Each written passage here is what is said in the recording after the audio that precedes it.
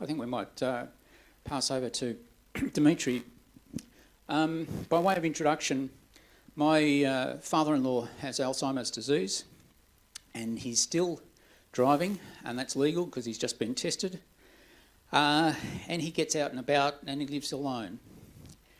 And one of the real issues was he gets lost. He goes out driving, and where is he? He rings up from a post office saying, "Help, I can't find my car because I've walked away from it," right? And he had a mobile phone and he couldn't use it. He couldn't even use it to answer when someone called him. So we went into the market and we're trying to look around for a mobile phone, and this is the one that stood out. So that's how I came across it. So I have no association with the company except a happy customer. So I'll pass it over to Dimitri, and he's happy to take questions as it goes, I think. Yes. So yeah, guys, if you have any questions while I'm talking, it's weird listening to myself, just ask away. So thank you for introduction, John. My name is Dimitri. I'm one of the founders of a company called KISA. KISA stands for Keep It Simple Always, opposed to the other principle. The idea, so the way it started is very similar to John. My wife's grandfather lives down Peninsula, used to deliver newspapers, same route for over a decade. And then he got lost. He had a mobile phone with him, it was a smartphone. We called him numerous times. He managed to answer it once, then managed to hang up fairly quickly after that.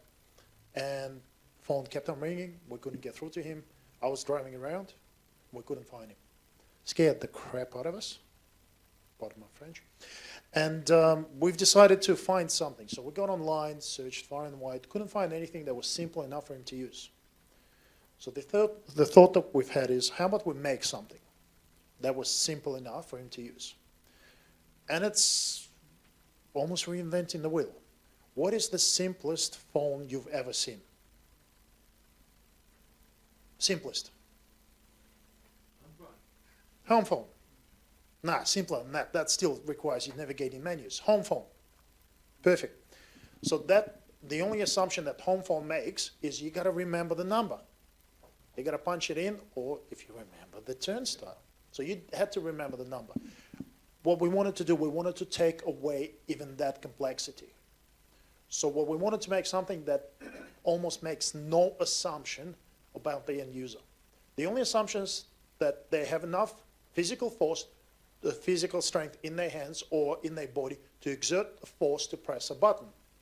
We didn't want to do it voice activated because voice activation simply doesn't work for our target market. Elderly people that we are specifically looking at helping, they're going to get confused. So we wanted to make something that press a button will dial the person. In order to make it even simpler than that, it has to be custom made for each individual. And that's what we decided to do. So each KISA phone is made to order. There's no screen and there's no keypad. Front panel contains 12 buttons, one to answer, one to hang up, and the rest are contact buttons. So those 10 mechanical buttons, that means you can have maximum of 10 contacts you can call using KISA phone. Make sense? I thought, how hard could it possibly be to build something like this? 2 years later, so me and two of my business partners, 3 of us, putting our houses on the line, it took 2 years to launch this. 2 years to come up with something that actually works. And we're proud enough to then sell it, not just half-botched in the backyard, but actually manufactured and manufactured at scale. So what we've had initially is this is our first model. It was 2G. Everything was sealed inside, even the SIM card. So when people wanted to buy this with their own SIM cards, they had to ship it to us. We inserted it, we sealed the phone, and we sent it out, ready to use out of the box. That was the idea.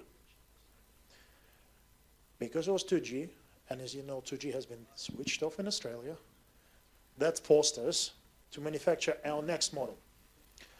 to step back, to come up with this, to come up with something that made sense, we've started with blank canvas. How do we make something that people can use? What size, what weight, dimensions, all of it. We needed to come up with something that actually started to stack up. So we were lucky enough, I was lucky enough to call through to, I think I've done a bit of research and I found this person within Vision Australia. Really a fantastic guy. And what he did is, I'm still stoked that we managed to do it. He put together a focus group in Sydney at the head office. We had 12 people. We flew in. We printed about a dozen different sizes, dimensions of these phones on 3D printers. We've used commercial grade, so we didn't purchase the machines are costing over $100,000, the ones that we use, so it was much cheaper to print than to buy one. And we had all the different dimensions. When we did 3D printing, what was really cool, we managed to get the buttons the right size as well. Because you could use 3D printing different materials, and you can have the body in hard shape, and then the buttons actually softened. As we figured out, what we had to do is, to make it even work better, we had to leave an air gap underneath it while we're designing it. So, which we didn't initially, and the buttons were next to impossible to press. So to mimic that force. So we put together 12 different designs and we flew to Sydney and we managed to understand what people were looking for. Not only our assumptions about it, because assumptions are nothing nice. Sorry, I was going to say something bad. So we needed to prove that what we designed actually going to stack up and people were going to use. So we had this really fantastic group and they gave us really clear directions what we had to take. When we were doing this, they actually said, guys, it's not enough for you to make mobile phones. If you're going to start selling this, you're not helping people because the majority of them don't know what the SIM card is. All they care about is making and receiving calls. They don't know how this world operates high tech. They don't know the size of the SIM card they need to use. You've got to provide them the whole end-to-end solution, otherwise there's no justice for them. So nice and early we figured out that we had to become a telco company as well. So we do offer service with our SIM card. We do also offer these devices with BYO SIM. You have both options. So as much flexibility as we can. So after this device, we've we decided to, after 2G was switched off, we've upgraded and we've gone with the new version. That was our second model. In it, we've gone with 3G. We've improved PCB on it. We've improved the chip that we're using on it as well. And we've deployed GPS tracking. So it was an onboard GPS tracking chip, not a standalone chip inside the device. And if you've got any questions around it, as I said, fire away. We've needed something that was, again, reasonably robust, lasted long enough time on single charge, and provided that ability to GPS track the person as well, not just make and receive calls.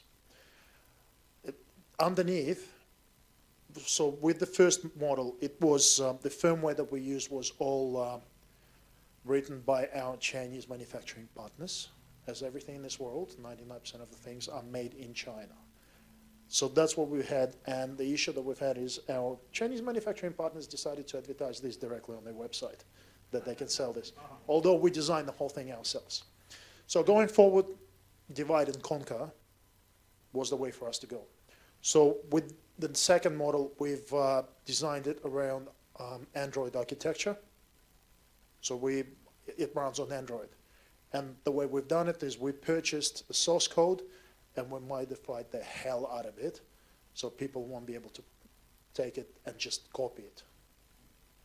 So after we've launched this model... So does that mean you no longer have a Chinese partner? No, we're still not the same. Not the same. Different partner. So we then manufactured this with the second partner, and the third model we manufactured with the third partner. We had to move again. There were a number of different reasons.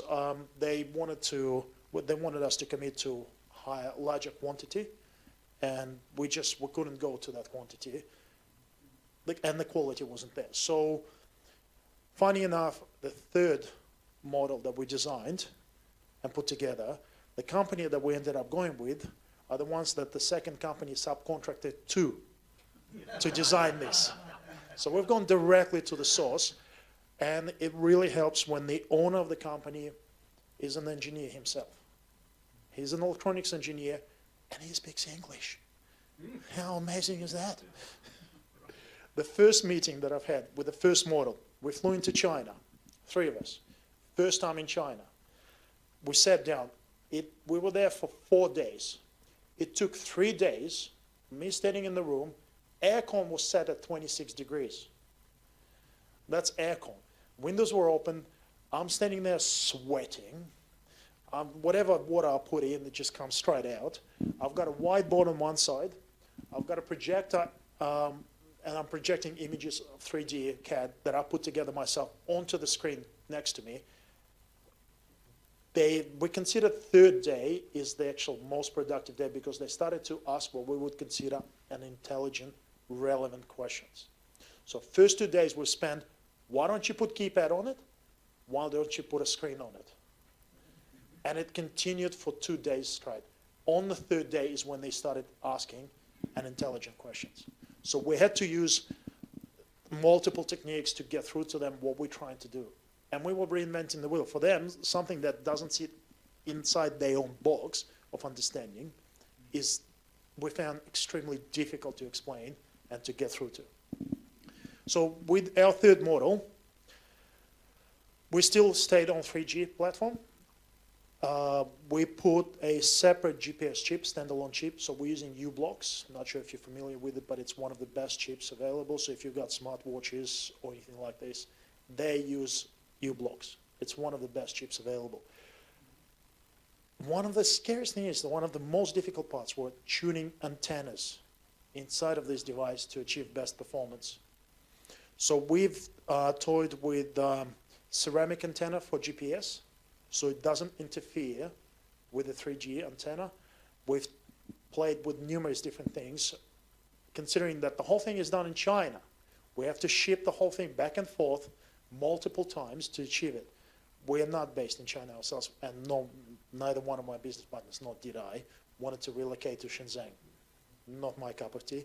Really fantastic place, an amazing place to visit. Just don't want to live there. I love Melbourne. So this is our third model. We're now working on the fourth model that we're going to bring out later this year. And again, we're making a huge step forward. We're moving on to 4G. The biggest challenge for us was quality of not only cellular signal, but also GPS signal.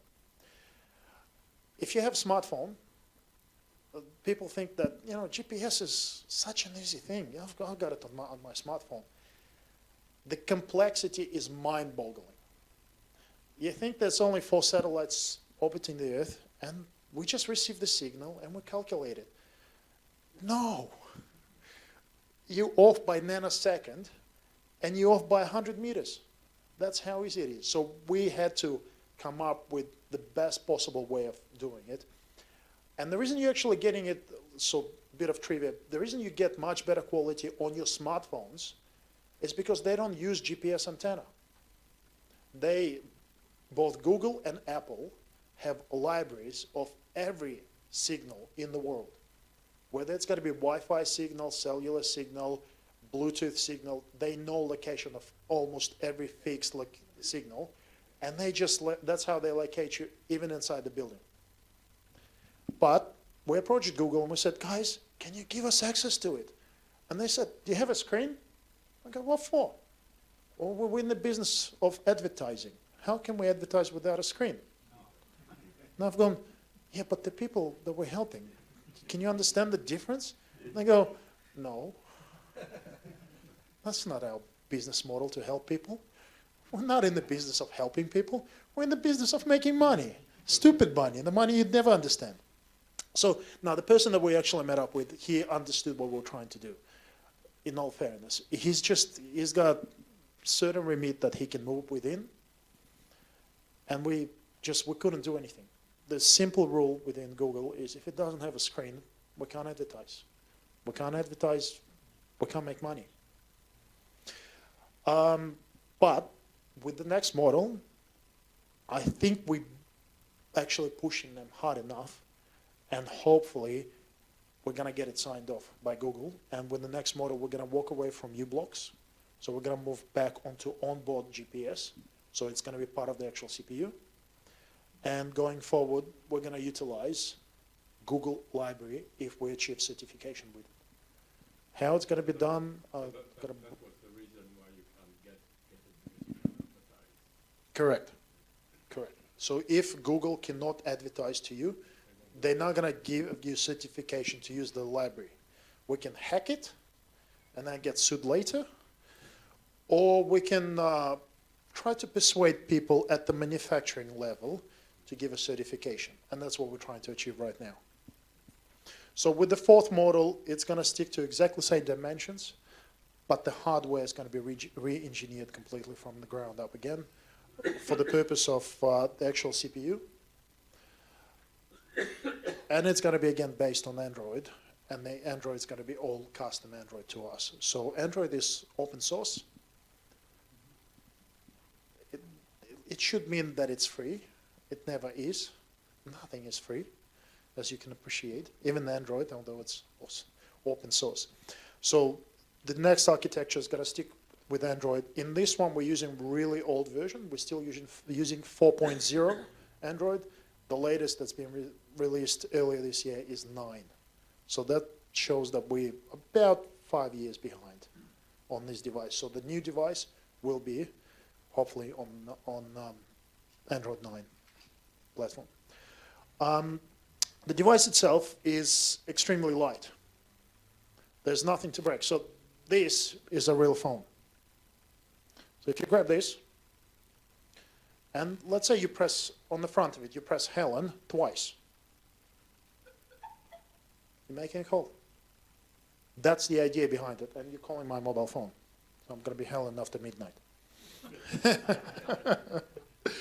The phone's going to start ringing in a second. It shows on my watch. That's the number ring. So if you press hang up button, you've ended the call. That's the idea behind it.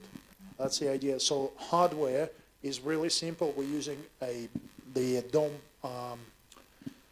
membrane, same as you get in your TV remote control. So when you press in TV remote control, that's the same force you need to exert in order to press the button. So if someone doesn't have physical ability to press the button, unfortunately, there probably won't be much they'll be able to help with. There's still a way for us to somehow navigate around it. Underneath, there's over 100 different settings that we can control remotely, and we're constantly building on it. So the way it operates, the way it helps people, we're constantly looking at improving that. The device itself, one of the briefs were to keep it as light as possible. So the way our Chinese manufacturing partners achieved it, not with this device, with the previous one, is they told us that battery capacity is 1,500, and then in reality they gave us 1,200. So they on the paper it's printed 1,500. They told us it's 1,500. We're achieving it, but in order to save the weight of the device, just reduce the capacity of the battery, reduce the weight. So those are the things that we've learned all the time. My background's mechanical engineering. Two of my business partners, one's a CPA. Don't ask him to design anything unless it's in Excel. And the other one's software developer. So none of us worked with electronics hardware before directly. Yes, I've played with bits and pieces. I've sold it myself. So did the software engineer partner. But we never sat down and tried to figure out how we're going to make this work. The silliest things like you can't manufacture this in Australia.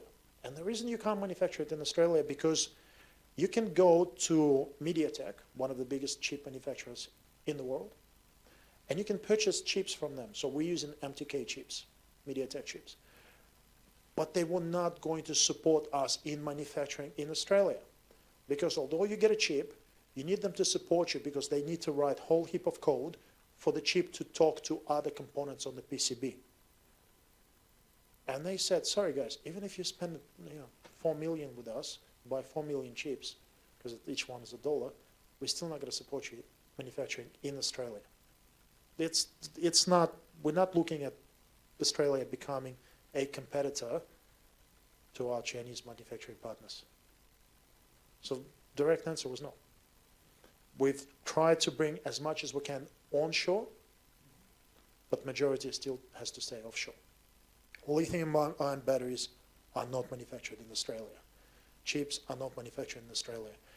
We've looked at injection molding being manufactured in Australia. We looked at first 3D printing everything ourselves. We don't have, so it was, at the start of it, there was a scale problem. We didn't have this economy of scale to have a 3D printer that we would recoup the money from. So it was decided to do injection molding in China. Yes, there are issues. We have to control every single step of manufacturing ourselves on the device when it goes through assembly or through manufacturing. But at the moment, we're really happy. So it was a huge leap forward from first model to second model. From second to third, it was equally as good, as big of a leap for us for quality of the device. Any questions? Yes. Can I just jump across to the legal side? Yes. What sort of approvals did you need? So we achieved, to get it to sell it in Australia, we needed to get CE, European certification. Australian ACMA authority, so Australian Communication Compliance Authority, ACMA, they don't take FCC, US certification. So we needed to achieve CE, which we had done through our manufacturing partners, and then we got it tested here. Is that better? Cool. So we had to get initially CE certification, and then using CE certification, we achieved Australian certification. So Australian tick. Yes? One question, when you talk about scale of manufacturing, have you thought or looked at possibility of going overseas to sell them, I meant, from, say, like America? Whenever you mention USA, insurance gets scared and they jack up the price through the roof. So we considered going to US, much bigger market for us, obviously. We are selling right now globally. I know that KISA phone is being used on every continent except Antarctica. I can There- fix that. If you can take one there, I can have a GPS location. So we've got this thing in the office where one of the screens, when you open our systems, you can see a map. You don't know who it is, but you can see all the dots, last 50 or 100 locations from different phones. So that's manufacturing. We'd probably look at Europe first, not US, and that's simply because, so my background, I was born in what used to be USSR, then it was called Ukraine. Now my city is a separatist state. Never go back there, I'm not going to manufacture there. But I've lived in London since. Loved it, and that's the possibility for us. We're looking at potentially next year rolling it out in UK. Doesn't matter, you know what? They've got a trench around. I don't know what they're complaining about. Yeah. So I was invited to attend a British Chamber of Commerce event about 4 weeks ago in the city. They're convincing us hard, try to, guys come to UK. And I'm saying, yeah, I'll give it a shot. So we need to build a whole heap of systems and really improve further before we'll be able to happily go out there and sell directly in the market. So we're selling globally. We've got plenty of customers throughout Europe, North, South America, Asia. As I've said, the only place we don't, and throughout Africa, everywhere, but we don't have it in Antarctica. There's not many people. How much are those phones The price of the phone, no, that's all right. I think that was for you to ask the question. The price of the phone, there's two options. When people buy with their own SIM card, $289 plus postage and handling. The reason we do postage and handling separately is because if they want it international, it's a bit more expensive than in Australia. Australian postage will charge about $14 for registered door-to-door courier service. If you're going to buy it with one of our SIM cards, we discount the price of the phone down to $169. plus postage and handling, plus one of the plans, and we offer both Telstra and Vodafone, but we're a fully registered telco company. So we get audited on annual basis by 3 different government bodies. So my audit requirements are the same as Telstra's. But I'm the one man who has to do it, not the department. Yes? Have you and can you patent patents? That's a really good question. Patents, that's right. Patents is something that we've looked at. The matter is not, can you patent it? The matter is, how can you enforce it afterwards? So if you, we looked at patenting this, and something, we do have registration on our trademark. But in terms of registering an electronic device with rounded corners, unless you have a fruit logo on the back of it, it's not going to happen. So, So, I guess what I'm thinking of, this is quite a long while ago, but we actually, With a worm on it. we actually designed a printed circuit board which went in the handset, the old telephones. And the trouble we had patenting it, because it was just an amplifier, can't patent it. The cradle and everything else was the same. It was very hard to say that there was something unique in what we designed. I can spin things around, and patents attorneys are paid to do that. They can write up all sorts of bits and pieces. Our aim wasn't to protect ourselves with patents, and it never going to be. The way we protect ourselves is with constant improvement and know-how. So what's a couple of things. My business partner, the software engineer one, he flies to China on regular basis. One of the last visits, our current manufacturing partner told him in private that he was having dinner with his mate and saw a photo of our phone pulled apart on his mate's phone. So we know that people are trying to reverse engineer us. I have no doubt. And they're welcome to do it. And they're welcome to try to copy our firmware. We've been live for 5 years. This year is going to be 5 years. There was not a moment in time where we were not moving forward. Constant development, constant improvement is the way we do it. If you take our firmware, it's not going to work anyway because it's going to work only with our servers. It's only going to work with our hardware and very specific checkpoints along the way. So, patent, is it there? Yes. Was something that we can have a look at. Will we ever take it? The cost of enforcing it will outweigh anything that we try to do. Bit of interesting stuff. Back in 2015, I saw a show called Shark Tank. I've gone, that's a good idea. So we applied and we got on. So I was on TV. And that's one of the questions that sharks asked. They've said, have you got a patent? I've gone, why? So they want to see a patent. If you're talking to an investor, they want to see something tangible. But that's only because their mindset, not knowing what are you doing afterwards with it. I think Sorry. patents are really on the table if there's some sort of technical solution that's going to be valid for a long time. Now, again, it doesn't matter what your idea is. It's having pockets deep enough to enforce it.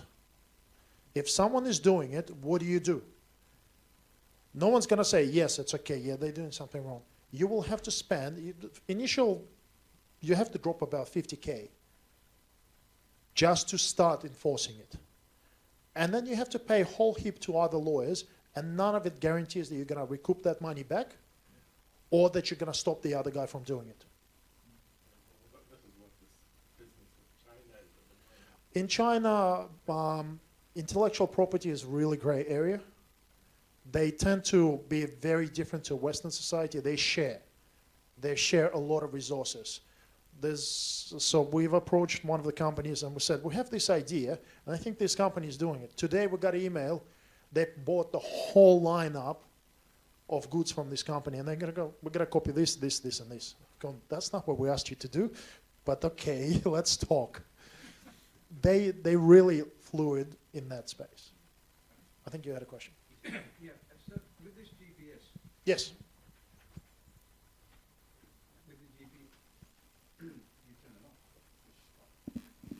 with the GPS, how does that part of it work? Okay. And yeah, if the guy gets lost, Uh, how do you find your guy? Yeah. So the way we achieve it is we switch on. So the GPS chip is on constantly. We try to acquire data about 5 times an hour. The reason we do it 5 times an hour because it drains. So once you start pairing up antenna, it drains battery really quickly. So we need to establish. We try to establish minimum 4 satellites, as you would understand, 3 for triangulation, 4 for latitude. For the elevation, sorry. In reality, anywhere on the planet, you should be able to see, I think, about 10 satellites, almost anywhere on the planet at any given time. So what we do, we acquire this information, we process it, and we send it to our secure server. So the data is not shared with either Google or Facebook or any one of these large companies. The only people that have access to this information are the ones that have login details, or the staff if they are contacted by the client, so our internal staff. So the way it works is, as I said, it gathers locations. We've played with different ways of doing it. So we try to build smarts into it, so it tries to acquire 4 locations and then picks the strongest signal. That didn't quite work well because there were outliers, and we couldn't pick on the outliers. Now with the readily available access to artificial intelligence, AI, we might be able to do that in the future, but going towards Google actually giving us more precise location without even trying to establish GPS signal, probably going to be a much better way for us to go. So at the moment, we're getting 5 locations an hour. So if the person is moving, maximum you're going to be is about 12 to 15 minutes behind them. If that person has a fall and they call you, you'll be able to see it. If they press SOS button, because there's a mechanical button on the back of the phone, when pressed 4 times, it calls emergency services. If they got GPS active on the phone, we can have the phone send an SMS to another number to let them know that person activated SOS. As part of that SMS, we build in a small URL, so you'll be able to tap on that. It brings up Google Maps with location of that person. Going forward, if we're able to achieve Google certification, it's going to be live. So locations almost live. So they're going to be probably seconds, maximum minutes, a couple of minutes behind. But that heavily depends on Google, not us. We do everything we can. They only ask 20K to drop. Can I add to that a little bit? I haven't been paid to say this, but because my father-in-law has one, I've log on. So the experience from the call it the family or the carers viewpoint is you get a log on to the KISA website and click through the menus, and it displays for you a drop-down menu of 50 different locations. 50 locations. When you say locations it by date and time. Sorry, it gives you date and time stamp. Yeah. You select date and time stamp, and you'll see where the person was on that date, that time. Yeah. When you're getting 5 locations an hour, you get last 50, probably not going to move that far. So we never delete it, so if you ever need to bring it back up, we can give you a full history. So you actually get a calendar. You can click on the day, but by default it comes up as today and the current time. And so if you click on that, it then positions it on a map, and so you can see the location at that time. Or as Dimitri said, it could be up to, let's say, 15 minutes ago. And yes, someone can go a fair distance in 15 minutes, but having said that, it's a hell of a huge improvement on not having any idea where they are. And quite often you'll find that a person will spend a bit of time at a place, so there'd be a very high likelihood, I reckon, that you would find someone particularly if you knew their habits. And, you know, and in fact, looking at the maps, you start to learn what their habits are. Yeah, so obviously there are privacy issues in there, and you have a chat to the father-in-law and sort of say, look, it's going to have this thing. We think it will help you, but it means that you're visible to us. Yeah, that's all right. When So can it do like my GPS does? Leaves a trace of where I've been? that's what I'm about to show you. But for a few days, So- sometimes if I break off on that, it's got an extra little bar on. No, so it doesn't connect That's all right. from point to point. It doesn't connect from point to point. What it gives you, one instantaneous. So I'm just waiting for some reason, either signal not too good in here on Telstra, but anyway, taking a bit of while. On the app, so we have both Android and iOS apps. Those are the locations. So it gives me the last 5 locations of this phone that's sitting on the table here. So I can click on last location at 10 minutes ago, and because we're indoors, it shows me that we are very near. It gives me amber circle around the point, but because we're indoors, we're underneath the steel roof, and it's probably getting very poor signal. It's off by, I would say, about 20 meters. When we're outdoors, precision will be within half a meter of the person. So when they are outdoors, if they're in the park, if they're going for a walk, you'll locate it. We've had cases when the person's gone missing, and the family wanted to find out where that person is. So what we have ability to do, we can crank it up, so it returns locations once a minute. So it stays on. It's going to drain the battery really quick. You have maybe 3-4 hours if from the full charge before it completely drains the battery. But if you're following the person and they're moving fairly quickly, at the moment it's only during business hours, you can give us a call. We can send a signal to the phone to ramp it up.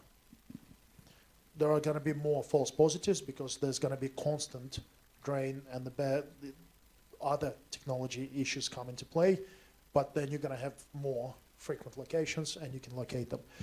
We've had instances when the most shocking thing, so this elderly gentleman, he's gone missing, and the phone stopped responding to us. So we can call through to the phone is ringing, but it's not sending GPS locations. Either Telstra were having a hissy fit with data at the time, whatever it is, data wasn't coming through. So what we've set up so that the phone started sending SMSs to a family member with locations. So they were getting 50 or 60 SMSs an hour, but at least they knew which way he was heading. We have ability to switch on a lot of stuff, and that's everything that we've built, and that's the way we protect ourselves. To copy everything that we've written, you either have to hire 5 or 6 software engineers, and they have to spend a year writing it, or we just got to make it extremely expensive for someone to copy us. So is that cost to you to do that extra work once you sell the phone to us? Yes, That's your cost, or is it? we constantly update firmware remotely. No, I mean, to get the 50 SMSs to... That's extra cost to us. We don't charge it on. You don't charge that to us? No. Well, that's... Well, what we're moving towards is, just today I managed to finally get some answers out of Telstra. We're looking at moving just unlimited plans. As part of the unlimited plans, although there's no ability to use SMS, it's just going to be built in. We never charged for SMSs separately. Yes? How much? How much control does the family have over the buttons? Say they need to change a number. Do I have to come back to you, or is there... That's a really good facility? question. You have full control. So you've got Peter on here. Peter's number changed. Go to our website, log in, change Peter's number, we push it out remotely. If you wanted to remove Peter, change the number, put stick over the top, write the new name. You want it rebuilt professionally, send it back to us, we'll reprogram it, we'll rebuild the front of the phone, $25.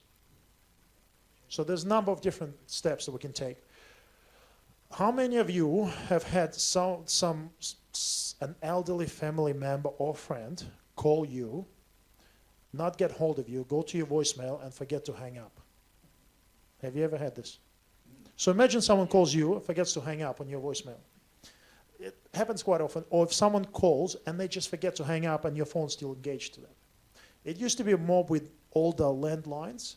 So whenever you called landline with your mobile phone, you have a landline, Telstra line, you put it down, you pick it up, unless the other side, mobile phone hung up, stays engaged. So what we decided to do is stick to our principle, keep it simple. We built a very simple timer in each phone that terminates any outbound non-emergency call, so excluding SOS, after preset time. And as a customer, you have control of how long the timer is. We set it at 15 minutes. You can make it 1 minute, 99 minutes, or switch it off. So that we wanted something that simple. So it's not about building. So people ask us, what about, can you make it so it's only after 5 minutes of silence or something like this? No, simple. You've got a timer. That's how long your conversation can be. Doesn't affect incoming calls, because then the other side can hang up and terminate the call. It only affects outbound calls. One of the things that happen with this, often, I'm not sure, John, if you experienced it, but those are mechanical buttons. You put it in your back pocket, you sit on it, That's one of my questions, so go right ahead. you're going to butt dial someone.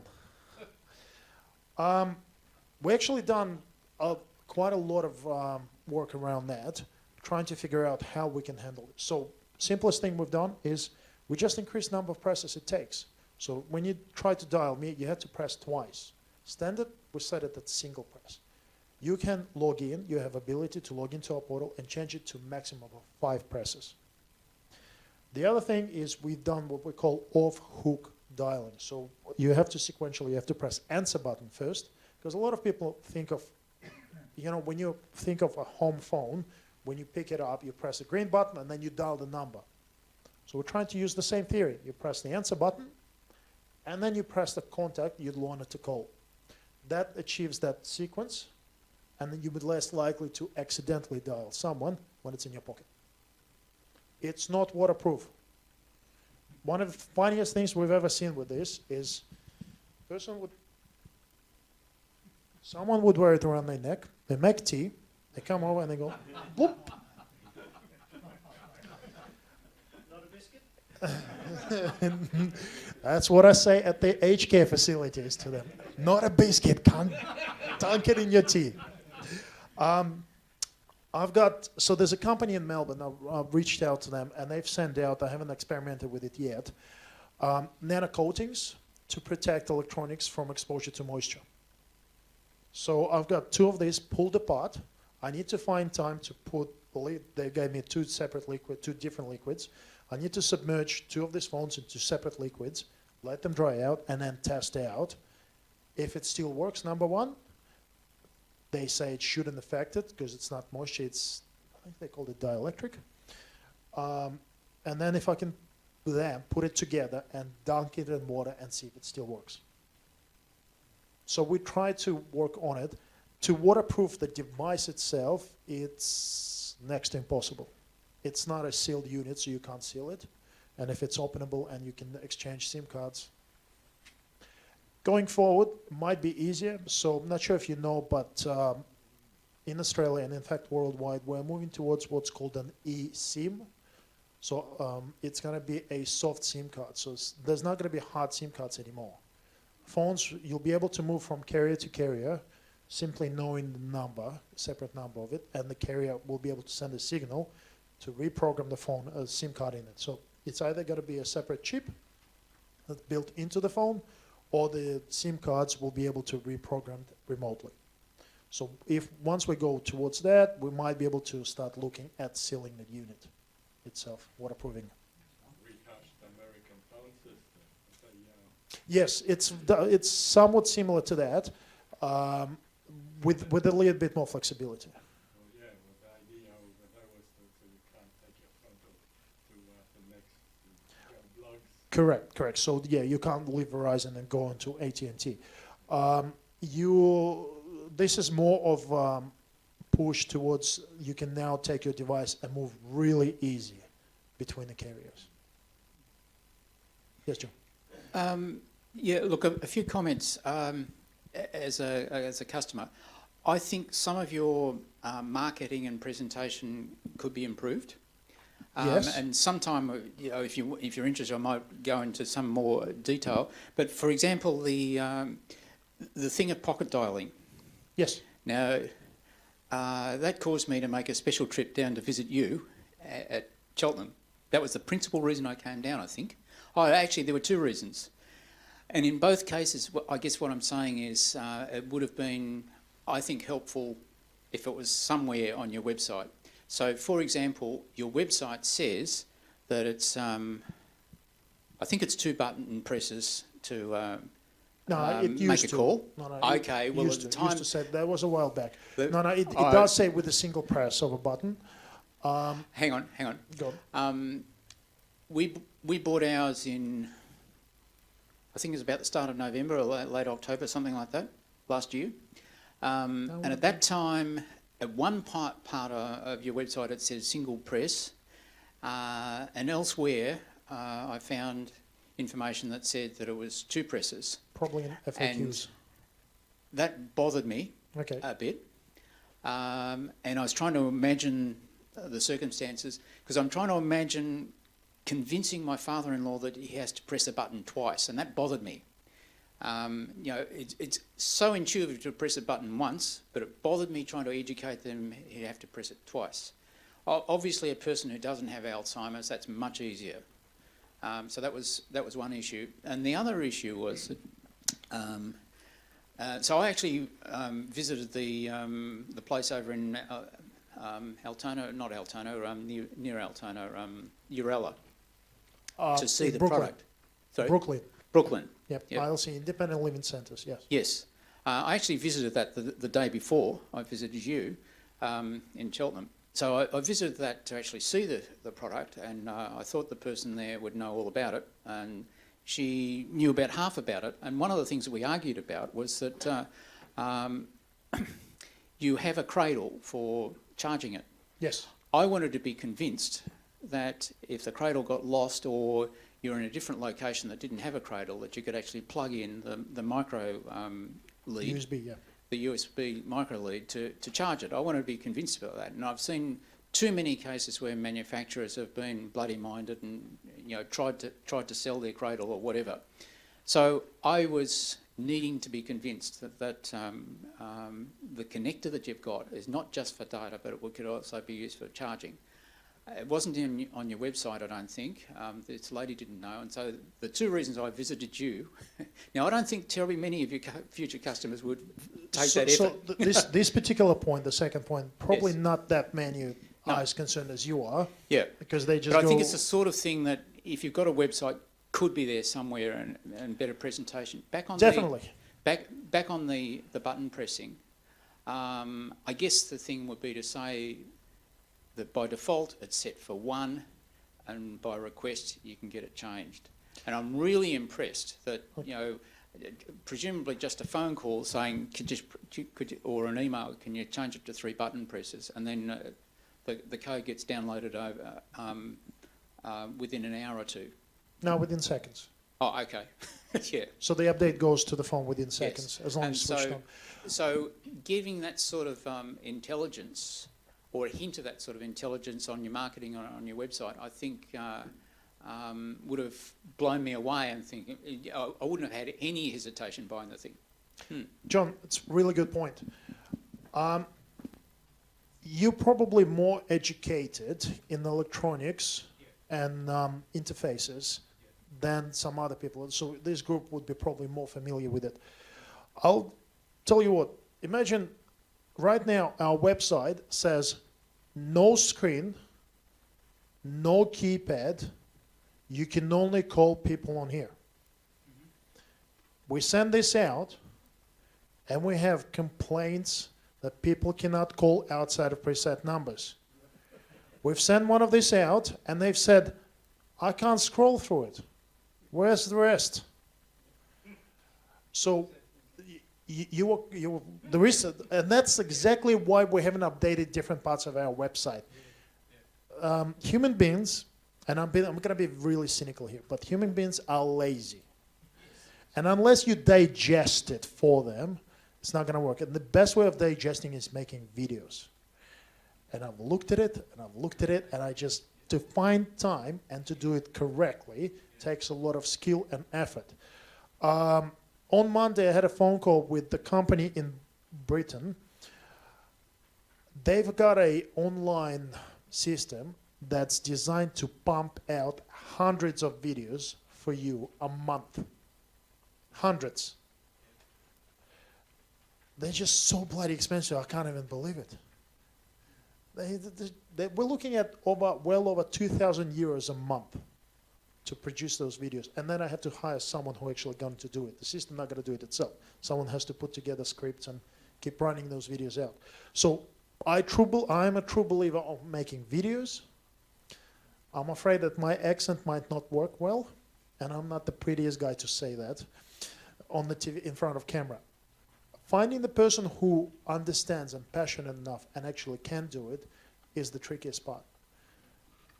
There's too many things that have to go right. Yeah, one of the things that struck me is I've got a number of ideas which I think are really cheap to implement. And changes on the website would be relatively cheap, but I take your point that if it's professional level and videos, that's costing a lot more. One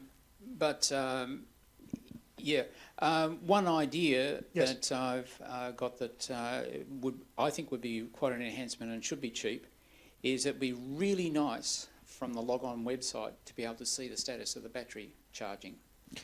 My father-in-law... Really good point. And I've been working on this for the last 3 years. Now the issue is we're using Android 4. Yeah. Because we're using Android 4, it doesn't have the same, so the actual battery is not recorded as a correct voltage in it. So the Android itself doesn't read the correct battery status. Hang on. What I'm getting at is you can press a button. If you've got the phone, you can press a button and show how Switched it off. what the battery level is. I'll show it in a second. So because it's Android based, 3, 2, 1, come on. Lights come on. So it takes 45 seconds for the phone to load up. The lights are flickering to indicate that it's loading up. There's 4 LED lights and 3 colors. So, sound to let you know it's booting up. The indicators are here. If you see 4 lights, it's between 100 and 75. You see 3 lights at between 75 and 50, and so on. So the gap is too big, and for us to accurately show you. What we're working on is... Hang on. I'm trying to come up with a cheap thing. Go on. The cheap thing is, if you can display it on the lights, you should be able to display it on 4 bars. The battery is 4 bars, 3 bars, 2 bars, or 1. In terms of what you display on the unit, should be accessible from the website. My father-in-law is taken by the family for 3 or 4 days up to another place. We don't know whether they're charging the phone or not, right? We'd kind of like to know. And by the time it gets to 3 or 4 days, more than likely it's going to be flat. And so we like to know that. So what we're building, and as I've said, we're working on it. So without going into super detail, Android 4 is the biggest limiting factor right now because it doesn't read it correctly. The lights you see on here are not what we need to display to. What we need to display it really accurately over time where it's heading and give you markers so you can indicate. Hang on. You're trying to give the engineering fans in Rolls-Royce. I'm saying it would be really useful just to be able to see how many bars that is for the battery. Really useful from home. John, it seems to me, my interpretation of what he's saying is that bar graph display on the phone is a hardware issue. It's firmware issue. It's a software issue, and the Android can't do it. At the moment, Android cannot give us... We're a microcontroller group. If you can get electrical signal, you can get it into a processor and you can get it over the radio waves. I can take a reading off a SIM card, off a battery status at any point in time. Yeah. That can be returned to us as a... we send signal to the phone and the phone returns to us a whole heap of data, what's happening to the phone, what's set up, is it sitting on the charge, all bits and pieces, how long it's been on without being restarted. we get a whole heap of information. Yeah. What we're looking at doing is building it separate. And we are working on it, John. Yes. Oh, sure. And as I've said, we've been working on it. It's been in the pipe works for the last 3 years. It's just certain things take priority over others. Oh, sure. We've gone from my business partner being the only software developer. We now have, so we've got one that's off sick, but theoretically we have 4 software developers on top of my business partner now, writing software every single day, progressing it.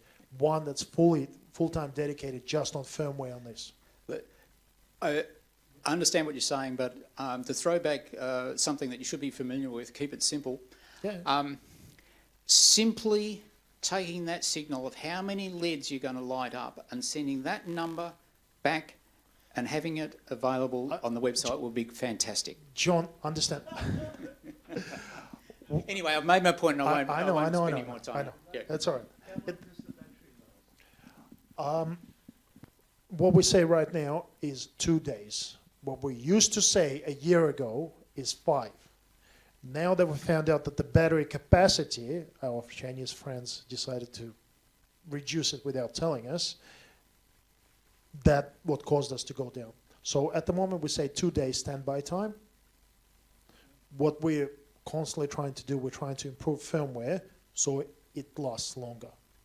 I've had this phone in standby for 5 days, but when I've got GPS tracking on it, it's going to last me 2.5 days with GPS without phone calls. So what John was talking about is when I press the answer button, I get the red lights. So that's showing 3 red lights right now. If I press the hang out button, it shows me 3 green lights. That's indicating the reception. So cellular signal.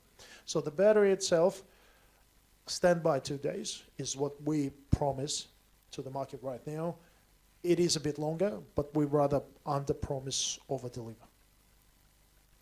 Does it make sense? Yeah, and I agree with that from our experience too. In fact, once I spoke to you on the phone about that and asked about that, I realised that turning off the GPS was a way of saving the battery.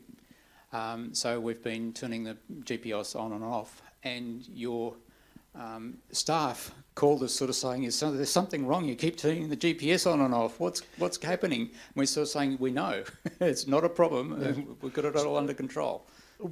The reason we didn't like that, and it's probably to add a little bit to how GPS works, because you've asked previously. So first time when you switch it on, it needs to download what's called a GPS library. So it needs to synchronize an internal clock, which for that we need really good signal, really good satellite signal. It's similar to what TomToms used to take when they were switched on. Remember the bigger units? Mm-hmm. Before first iPhone, before first smartphone hit the market, TomToms were the way to go, or there were a couple of different ones. They all relied on U-blocks as an external system. So when you switch them on, it took sometimes up to 5 minutes for those units to establish initial location. That's because they were downloading GPS library. So that's receiving signal from minimum of 4 satellites over time, so the internal clock can be synchronized and start calculations correctly for to establish location on this planet.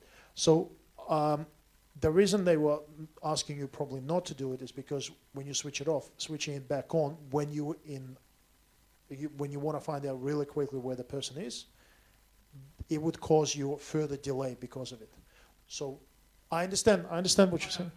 It was impressive service that we just didn't expect. That someone back at headquarters was noticing a strange pattern and wondering whether we're having problems. Saying, "Are you having problems? You seem to be turning it on and off all the time." It wasn't that frequently. It was that because he was going away for 2 or 3 days, we're sort of saying we know he's up there with that other person. We don't need to track him there. It's when he's at home and living alone and going out in his car, that's when we need to track him. Okay. So for half of the week we would turn the GPS tracking on, and the other half of the week he'd be up in a regional town in Victoria, and we're wondering how long the battery's going to last for him coming back. Okay. Yeah. No, fair enough. Something interesting. with GPS tracking. So when we just launched GPS tracking with our second model, we didn't know what the impact would be, and we didn't have enough time to test. So you need probably about half a year of true data to establish how that performs, how much battery it takes, what sort of activity you'll get out of it, and we were testing on people when they were using it. So we've allowed them to change from, we initially had 30 minutes, once an hour, once every 3 hours locations. So we wanted to introduce that flexibility. And what we've seen, people started to play with all of this stuff, and it ends up stuffing up the whole system. So we've decided to walk away from it and say, no, we're going to either on or off. We're not going to have anything in between. We used to have a button on our system that says, get location now. So something along those lines. So we had a separate button. You click on that button, and the phone meant to return location. If it's having an issue finding the signal, people kept on pressing the same button. And they kept pressing the same button, and eventually phone will have a hissy fit because of it. Because it's in the middle of something and has to restart the signal again. It's in the middle of doing it, and then it receives next signal trying to, and it just stuffs up the whole thing. So in true keep it simple, we decided to do, my favorite saying, you know, Henry Ford said, you can have car in any color you like. That's it. On or off. Nothing in between. Currently, it's not sure. He had really good publicists. They typed up 99% of his sayings. They're brilliant sayings. I don't take credit for it, at least. That's Apparently, it wasn't true that yeah. they made different colored models. Oh no, they made different color models. He didn't even say that. There was a publicist who decided to promote Henry Ford, and they decided on all these sayings for him. Yes? I understand his cars were all black because that was the cheapest paint. Of course. Of course. It's all about money. Yes? Two questions. I noticed it making a ringing tone or something before. It seems quite loud. What about the voice volume? Does it have a loud voice volume? A lot of your potential users would be hard of hearing. Good question. So the receiver that you bring to your ear is limited by Australian standards. So the loudness of a certain distance cannot exceed, I think, about 114 decibel, but that means almost sticking it inside your ear. There are people that still find it a bit quiet. So what we did, just gonna put this down for a second. To this spot. So this black oval is a loudspeaker, a real loudspeaker. This is loud enough for everyone to hear music in this room. We can simply switch it to a speakerphone. So that's what we've been doing. And my wife is calling, and I've got to hang up. Boss is calling. So the loudspeaker is the way we help people if they can't hear it, bring it to their ear. They can simply switch it to a speakerphone, have it sitting in front of them. Yep. Okay. Good. And that's, in fact, when you activate SOS function, it will call first sound loud siren, and then it will dial emergency services and switch to a speakerphone. So it's on the floor next to the person. If they had a fall, they can converse with emergency services without holding it to their ear. Excellent. It helps a lot of people with physical disabilities. So if someone's got really severe arthritis or Parkinson or MS or myriad of other medical conditions, when they can't hold it, that loudspeaker sits in front of them, they can hear it perfectly, they can wear it around their neck and have conversation still. There's not going to be much privacy in this conversation, but they can converse. Yep. Good. The other question I had, if somebody sends an SMS message to that phone, I don't expect it to display it because there's no screen, but will the person sending the SMS realise that that message is not going to get through? No. No. Okay. Otherwise, all the marketing stuff and everything else. So we've had people that came to us and say, can this display who's calling? No, we don't want to do that. Sure. And the reason we don't want to do that because it confuses the person. Yeah. So I'm half toying with the idea that once we achieve Google certification, I can switch on Google AI and Google Assistant. How many elderly people do you reckon will like something talking at them? I'm hearing voices. That's not going to help. It's not going to fly well. Exactly. It's the balance between simplicity and friendliness of information. We've had, this was quite amazing. So when this sits on the charge, red lights flicker, and all four become solid red when it's fully charged. We got an email from a customer who decided to cancel this, and she said her grandma, she's legally blind, and she can't figure out what's happening with the phone, and it bothers her at night because it's too bright. And I've gone, blind, too bright at night, just cancel. Just, there's no lock-in contract. You don't need to come up with something. Just cancel. When people started to stretch the truth, you could sort of figure it out halfway through that something's not right. It's really simple. One thing that I forgot to mention, this has got Bluetooth. Now, Bluetooth protocols don't allow us, security protocols don't allow us to pair with other Bluetooth devices remotely. So I can't send signal to the phone without jeopardizing Bluetooth protocols. But what I can do is if someone's got a hearing aid that is Bluetooth compatible, they can come, and they do come to our office, and I pair this up directly with their hearing aids. Okay? So that becomes really simple. One thing that I realized, and it's quite amazing, so I was, we work closely with, they used to be called Alzheimer's Australia, and now they're called Dementia Australia. So Australia-wide organization. We work closely with them to help as many people as we can. And one thing they clearly indicated that it's really important, especially when Alzheimer's started setting, make sure that the person drinks water and make sure they eat. And they really asked us to see how we can help with it. So there's no easy way to find out how much water they've consumed, and it's almost equally impossible to find out how much they've eaten because their glucose level might fluctuate, but that means they have to take blood tests. So there's a company in Melbourne based, they have, I think they're US based initially, but they're selling a device, and it's a small, about 50-cent coin you stick on, and it's got a small needle that penetrates through your skin.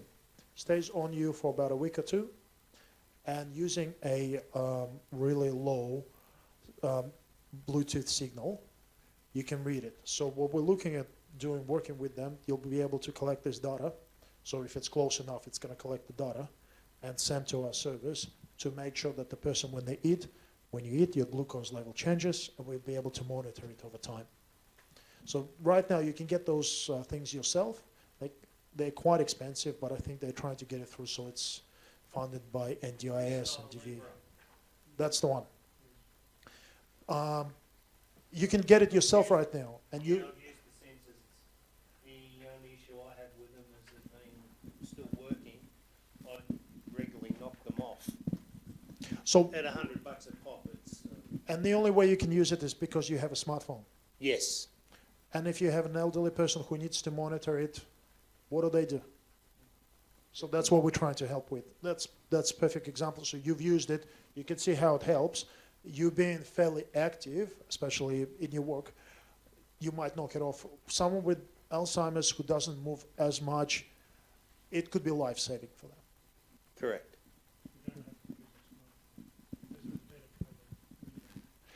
Correct. They need to have that reader. They need to. So there's a dedicated reader. So they don't need to use a smartphone. There's a dedicated reader. For that, you need to have dedicated reader, and the person needs to remember to bring it close. And the reader doesn't do anything but read this and send the signal across. We've got Bluetooth in here. Nothing stopping us from helping these people exactly the same way. The sensor embedded in your arm only holds data for 8 hours. So after 8 hours, it starts losing data. So it needs to be read at least Once every 8 hours. once every 8 hours. Yeah, at least. But if you've got it close enough to yourself, it's going to read it. So what I haven't had time to properly research it. I reached out to the company.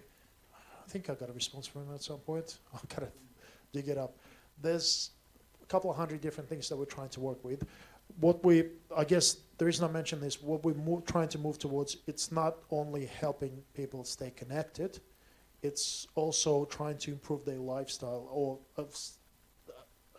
conditions they live in. So because this got Bluetooth, that opens almost unlimited possibilities for us.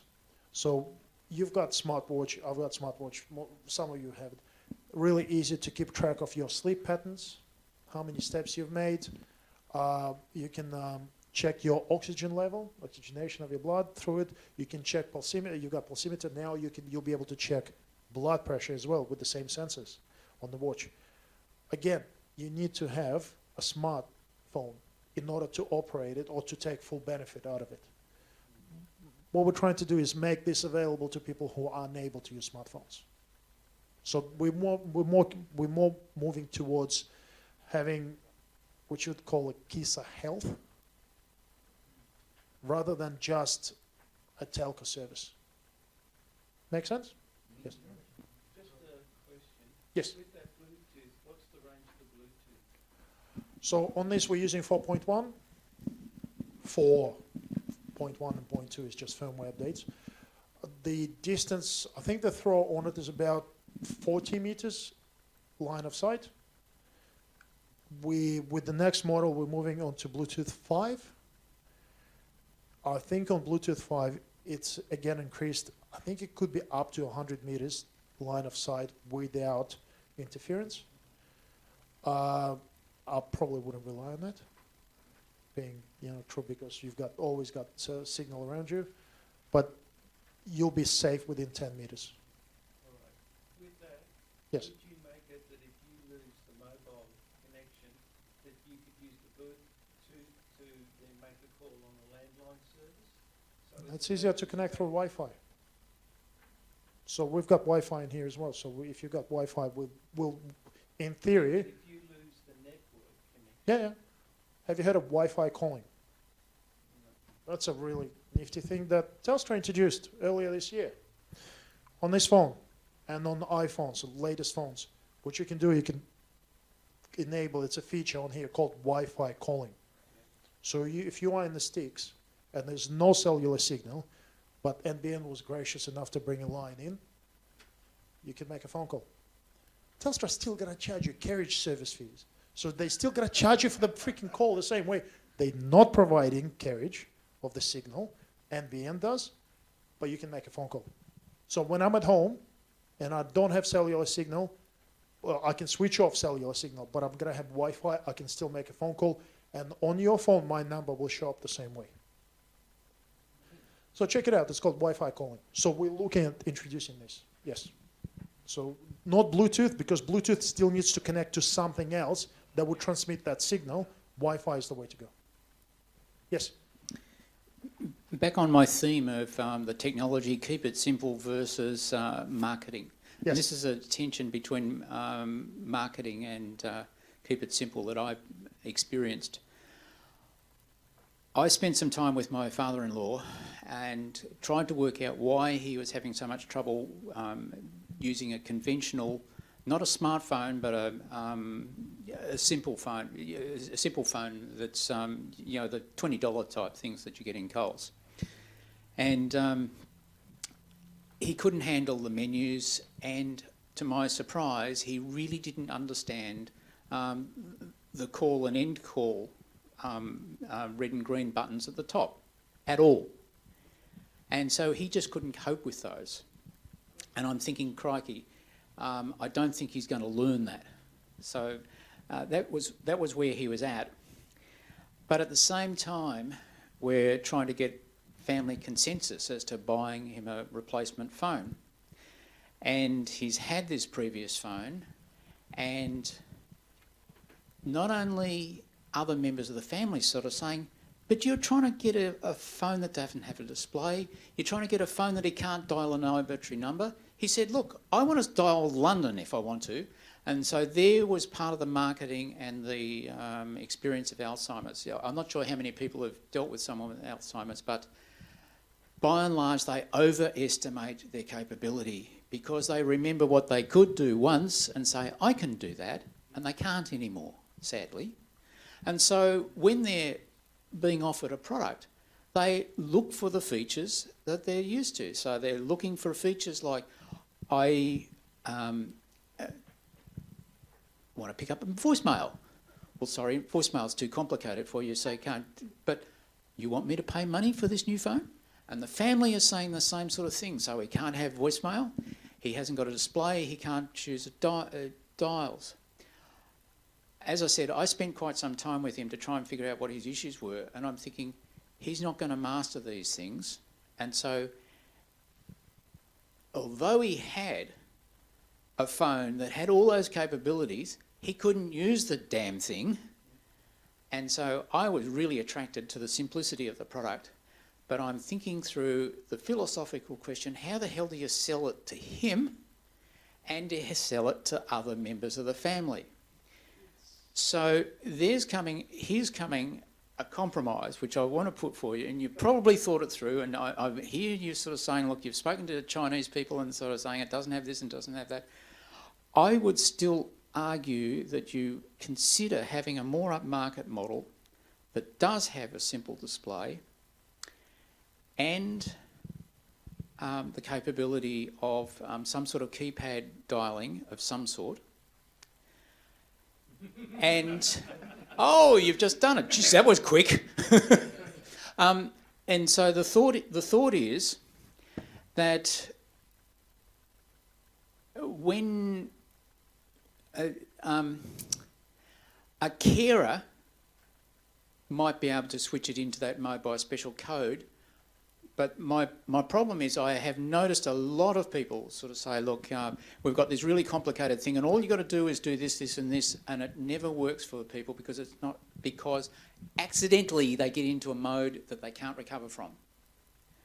And so you need to have something that is going to lock the person out unless they're sufficiently smart that they'll know the secret code to get in, and the next time it turns on, it will be default and dumb. Yeah, and so the thought pattern is sort of like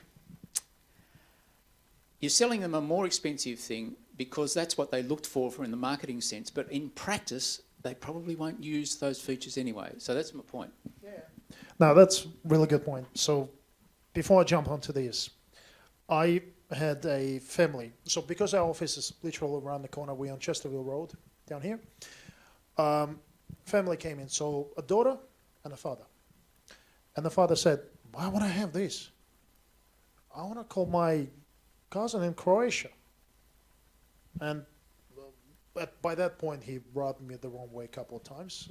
So I've gone, excuse me, sir, please call.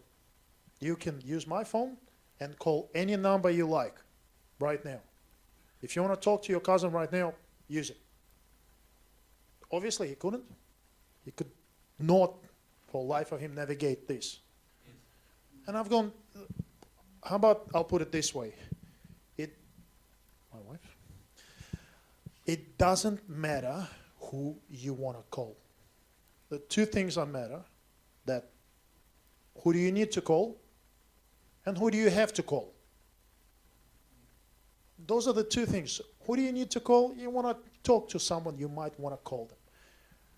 If you have a fall, doesn't matter if you got ability to call London or if you want to call someone in the United States. What matters is, do you have that ability to call someone for help? Nothing else matters. There's no reason to go ifs or buts about it. So we have a customer. Again, she lives up in Queensland. Her dad's here on the peninsula. He's got one of those MePacks buttons, you know, the safety buttons, safety link MePacks. And she bought him KISA phone. Had a really nasty fall. He was inside his house. All you have to do is literally reach this way, press the button. Everything would have happened for him. He didn't remember. He was in pain. When we all relax, we remember most of the stuff. Hopefully most of us remember most of the stuff we need to do. But when the proverbial hits the fan, we can't remember half, probably a third of what we need to remember. So what he remembered is his daughter's photo was on the phone because he had an emotional connection with it. So he took the phone out, pressed the button, called her. She immediately recognized what was happening, said, "Dad, don't hang up." Picked up a second phone, dialed from that. Everything started to happen for him. Within minutes, he had help. So it's not about people wanting to call someone. It's down to those two questions. And that's what I always ask. It doesn't matter. If you want to call someone, it doesn't matter. What matters is you're in trouble, what do? You're driving somewhere in Dandenong, in the sticks somewhere, you get a flat tire. What do? Do you have a choice? Yes, you have a choice. You don't need to take one of these.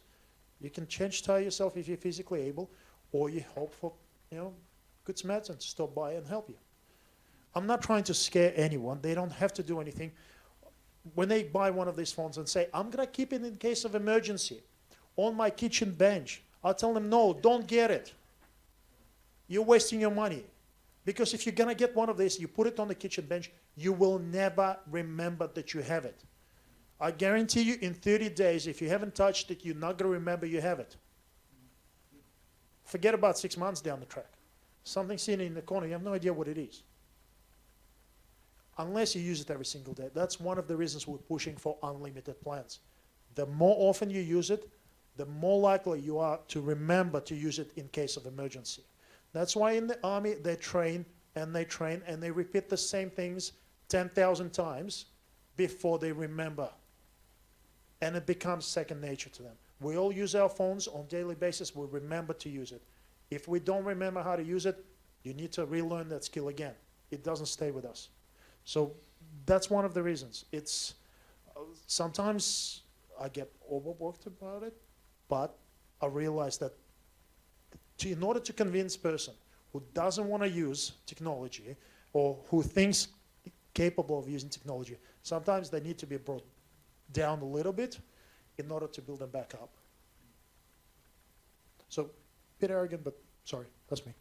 I'm trying to be the arrogant, passionate. I don't know which way. Just on the emergency thing. Yes. Somebody, if you've got an Alzheimer type person, how are they going to remember to press SOS 4 times? They are extremely unlikely to use it, but they're going to call one of the family members.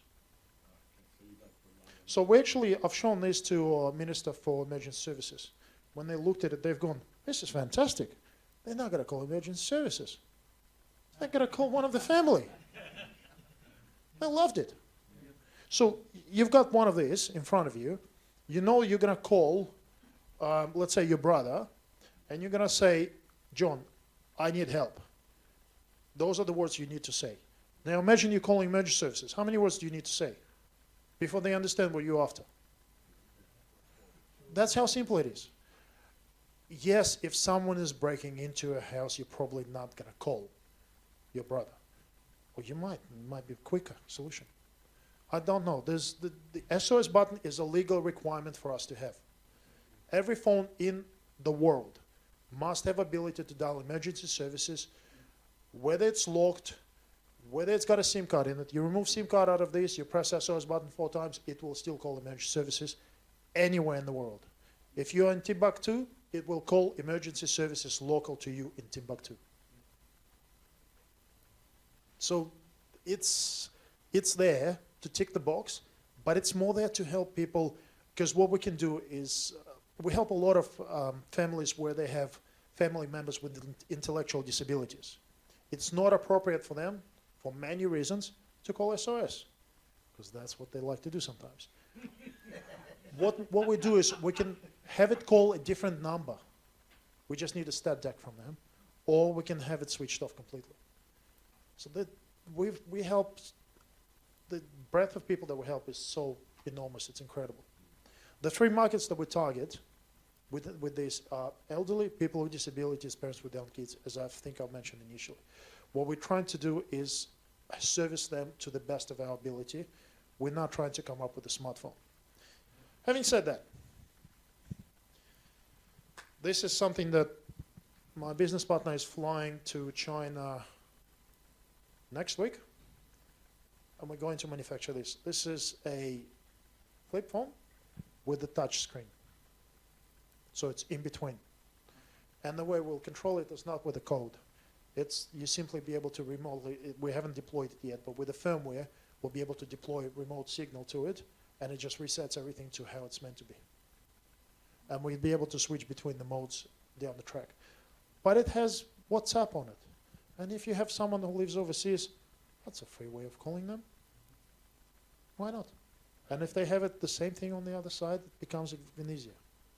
Wouldn't that be easier to have a smartphone customized to do whatever you want to do?